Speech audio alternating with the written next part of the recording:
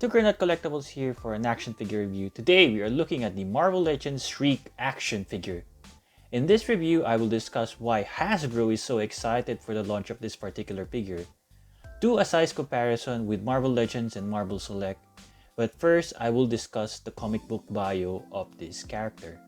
Shriek is a mutant who can manipulate sounds in various ways, which includes firing destructive sonic energy blasts from her hands. She can hypersonically tap into people's mind, bring out their inner darkness like anger or anxiety, and make them act violently.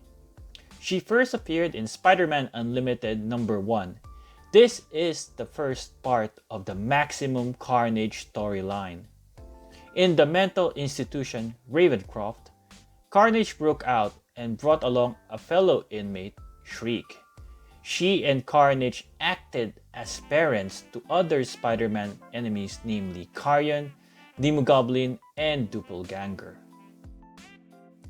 The figure stands 15 cm or 5.9 inches. Here she is beside some Marvel Legends action figure beginning with X-Men Wolverine and Spider-Man, fellow mutants Jubilee and DAZZLER, Carnage and the movie Venom, KINGPIN and MAESTRO. Here she is beside STILT and Doctor Doom, larger Marvel Select 7-inch scale figures PSYLOKKE and Hulk, Hulk I reviewed recently, RHINO and Venom, Colossus and Juggernaut. Out of the packaging, she has a pair of open palm hands. She has an alternate pair of closed fist hands and a weapon holding hand. Looking closely at this figure, details black lines painted in her face closely resemble how she looks in the comic book. Hair is well sculpted in plain black, and there is no wash. Unlike textured costumed MCU figure, she has a plain black body painted with white for details. There is no texture in the body, like she is just a person with body paint costume. Hasbro Marketing did announce in a live stream that this will be the base body mold for future female figures. Up close, here are her open palm hands. Simply pull her hands so you can switch up the alternate hands. The left hand has this bracelet which can easily fall, so you just put it back.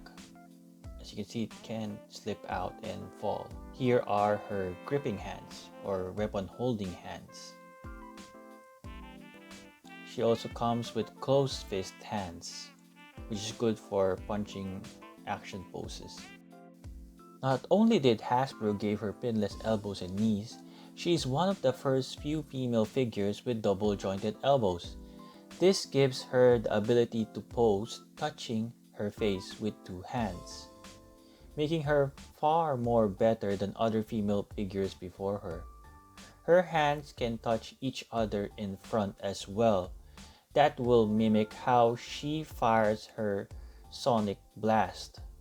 You can see that both the fingers touch each other. Compared to other female figures, they cannot do that.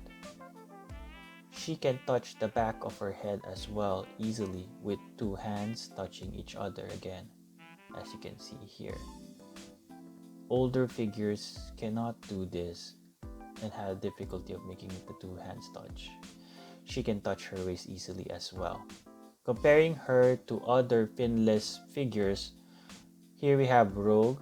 She only has a single jointed elbow and she cannot touch her head properly.